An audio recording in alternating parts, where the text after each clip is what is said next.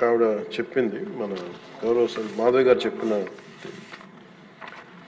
First అది more relevant question కాబట్టి దీనికంటే first let me answer for that. ఈ ఉప్పలపాడు బర్డ్ శాంక్చురీ దాదాపు 9 అడుగులు 8 అడుగులు ఉండాల్సింది అది 5 అడుగులకు వచ్చింది అనేది. అలాగే గుంటూరులో ఈ కాలువల్లో పూడికలు కానీ ఇవి ప్రత్యేకించి నేను ఈ ఫస్ట్ గుంటూరుని మోడల్గా తీసుకొని ఈ దసరా తర్వాతే నేను ప్రత్యక్షంగా నేను వెళ్తాను ఇది ఎందుకంటే ఇది ఆల్రెడీ మేము గత కొద్ది రోజులుగా డిస్కస్ చేసి, ఎందుకంటే అపాయింట్మెంట్స్ కొంచెం లేట్ అయినాయి అందరికి. ఎందుకంటే pollution control board is very limited ఉంది మనకి, చాలామంది ఇంకా హైర్ చేయాల్సి ఉంది. గత ప్రభుత్వం కూడా నియమించాల్సిన సభ్యులను నియమించలేదు, కావాల్సిన సిబ్బందిని నియమించలేదు. Pollution control board is real. నేను ప్రాక్టికల్గా గౌరవ శాసనసభ్యులు బొండ ఉమామహేశ్వర గారు చెప్పిన దానికంటే వారికంటే ముందే నేను చాలా లోతుగా దీని మీద అధ్యయనం చేశాను అధ్యక్ష. చేసినప్పుడు ఒక షార్టేజ్ ఏముందంటే ఎంప్లాయీ షార్టేజ్ చాలా ఉంది. ఎంప్లాయ్మెంట్ చాలామంది ఒక ఎంప్లాయ్మెంట్ ఇంత కావాలంటే దాంట్లో దాదాపు ఒక 2/3 లేదు అధ్యక్ష. వాళ్ళు ఉన్న డిమాండ్కి పెరుగుతున్న గ్రోత్కి దాని తగ్గ మానిటరింగ్ చేయడానికి లేరు ఒక మనుషులు. అలాగే దీంట్లో అవకతవకలు ఉన్నాయా అంటే గౌరవ శాసనసభ్యులు చెప్పినట్టుగా ఫస్ట్ పని చేయాల్సిన ఎవరు అధ్యక్ష?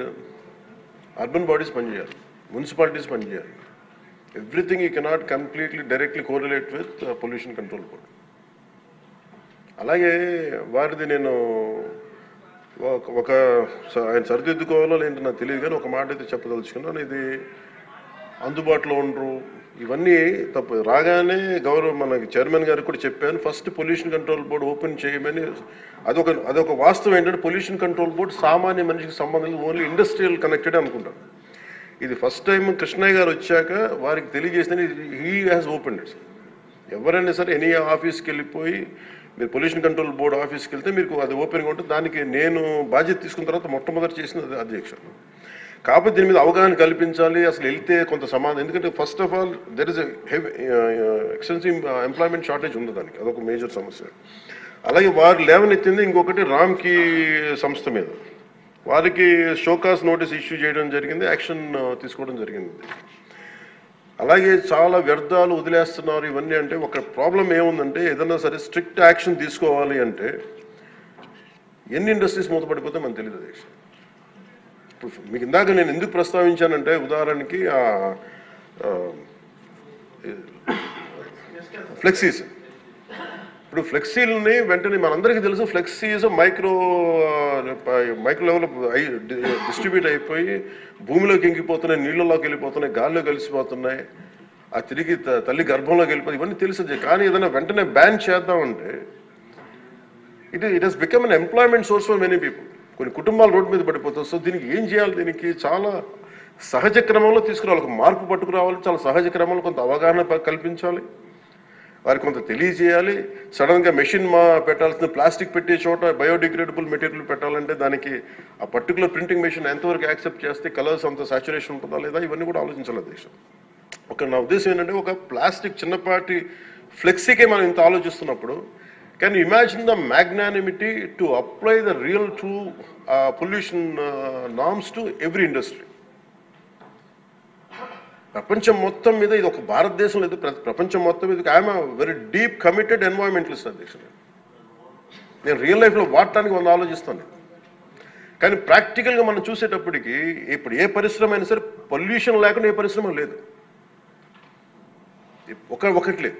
కాబట్టి ఏమవుతుంది, అప్లై చేయాలి ఒక రూల్. అంటే ఇది గౌరవ ముఖ్యమంత్రి గారు కూడా మీకు రెగ్యులేటరీ బాడీగా ఉండాలి తప్ప మీరు ఎన్ఫోర్స్మెంట్ బాడీగా నిజంగా పొల్యూషన్ కంట్రోల్ బోర్డు ఉంటే అది ఏ రకమైన ఒక అస్తిత్వానికి దారి ఒక స్థిమితం లేకుండా ఎలా వెళ్ళిపోతుందని ఒక భయం ఉంది అందరికీ, ఇంక్లూడింగ్ గౌరవ ముఖ్యమంత్రి గారికి కూడా ఉంది. ఇది వారి దృష్టికి నేను ప్రత్యేకంగా తెలియజేశాను. సో అది ఒక నామ్లో అదొక పరిగణలోకి తీసుకున్నాం అధ్యక్ష. అలాగే వీఆర్ వెరీ కమిటెడ్ ఫర్ ఇది ఒక్క ఆంధ్రప్రదేశ్ రాష్ట్రానికే కాదు, ఎంటైర్ మన భారతదేశానికి సంబంధించి కానీ ప్రపంచానికి సంబంధించి మన అందరి బాధ్యత ఇది మనందరి బాధ్యత. అలాగే పారిశ్రామికవేత్తల బాధ్యత కూడా ఉంది. కొన్నిసార్లు నదుల్లో కాలుష్యాలు వదిలేస్తానంటారు, జరుగుతూ ఉన్నాయి కొన్ని చోట్ల. ఉదాహరణకి మనకి డెల్టా పేపర్ మిల్సే ఉంది, మనకి భీమవరం డెల్టా పేపర్ మిల్స్ మొత్తం అసలు కూర్చోబెట్టి ఒక బలమైన పంట కాలం నాశనం అయిపోయినాయి. అది మీ దృష్టిలో ఉంటుంది, మీకు తెలుసు. కానీ ఇప్పుడు దాన్ని తీసేద్దామంటే ఇప్పుడు దీన్ని ఎలా శిక్షిస్తారు దీన్ని చెప్పండి. దీనికి కొంత ఒక విస్తృతం నేను మొన్న ఎందుకు నేను ఒక వేగ్గా అడగలేదు అధ్యక్ష. నేను ఎందుకు ఒక రోజు ప్రత్యేకించి దీని మీద మీరు చర్చ పెట్టాలని ఎందుకన్నానంటే ఇలాంటివన్నీ గౌరవ సభ్యులు లేవనెత్తింది ఒక దాన్ని ఖచ్చితంగా పరిశీలించాల్సిన అంశం. కానీ మీరు intention should be Nobel and pure. మీరు ఇంటెన్షన్ డోంట్ టార్గెట్ ఓన్లీ ఈ అయోధ్య రామ్కి ఏముందంటే ఒక పరిశ్రమ చేస్తే మళ్ళీ గత ప్రభుత్వంలో అయిపోతాం. ముఖ్యమంత్రి గారి ఇంటెన్షన్ కూడా అది కాదు. ఇప్పుడు ఈ వేరే పార్టీల నుంచి రూలింగ్ పార్టీలోకి వచ్చారు, వీళ్ళందరినీ తీసుకున్నప్పుడు కంటిన్యూస్ వాళ్ళ సైడ్ తీసుకున్నారో మనకు తెలియదు. కానీ వాళ్ళు గతంలో పనిచేశారు కదా, ఆ ఇంటెన్షన్తో చేస్తే మటుకు అది ఈ ప్రభుత్వానికి అది రైట్ కాదు. అది we are committed for it. At the same time we are here to make sure certain positive changes has to take place.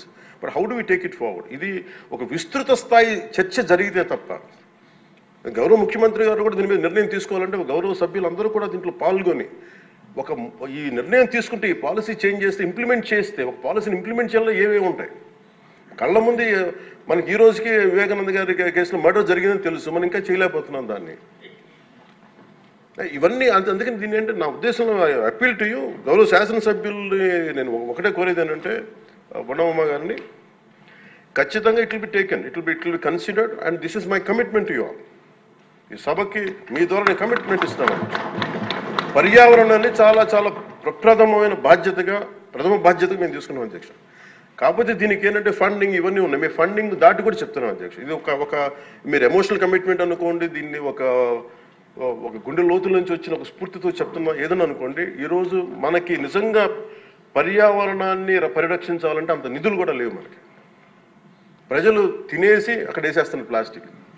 దీనికి చంద్రబాబు గారిని మేము వెళ్ళి కూర్చోబెట్టి రోజు తీయలేం అధ్యక్ష. దీనికి దర్ ఆర్ ఎనఫ్ ఎంప్లాయ్మెంట్. దాని అంత చాలామంది ఎంప్లాయీస్ ఉన్నారు, ప్రజల్లో ఇది రావాలి.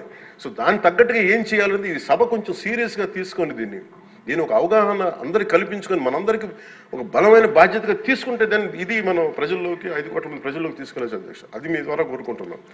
బట్ నేను మీకు మాట ఇస్తున్నాను అధ్యక్ష, మేము ఇప్పుడు ఈరోజు రామ్కి ఒక్కదాని గురించి చెప్పారు, మాకు 100 ఉన్నాయి అధ్యక్ష.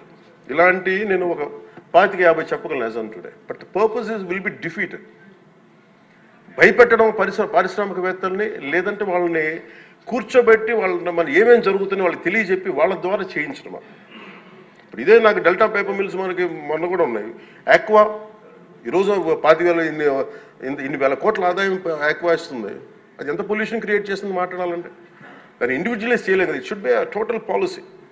అందుకని దీన్ని దృష్టిలో పెట్టుకొని మీరు దీన్ని ఈ ఒక్క ప్రశ్నతో ఈ ఒక్క పోటుతో కాకుండా విస్తృత స్థాయిలో మీరు ఒక రోజు దీని మీద చర్చించి pollution is the future of our life. Pollution జరిగితే మనం ఎంత డబ్బులున్నా ఎంతున్నా ఆనందంగా బతకలేని పరిస్థితులు, మాస్కులు పెట్టుకోవాల్సిన పరిస్థితులు వస్తాయి భవిష్యత్తులో. అలాగే ఉన్నాయి యాజ్ ఆన్ టుడే. మీరు దీని మీద ఒక నోట్ చేయండి అధ్యక్ష. ఒక విస్తృత స్థాయి ఒక అసెంబ్లీ ఒక సభ జరగాలి దీని మీద. ఆ రోజు వచ్చేలోపు మేము ఏమేం చేసాం ఈ రోజు గౌరవ శాసనసభ్యులు లేవనెత్తిన అంశాలన్నిటికీ నేనే ప్రత్యక్షంగా వెళ్ళి ప్రతిదీ నేను పరిశీలించి దాని మీద సరైన మీకు ఒక నివేదిక అందజేస్తాను. నేను మీకు హామీ ఇస్తున్నాను. Thank you.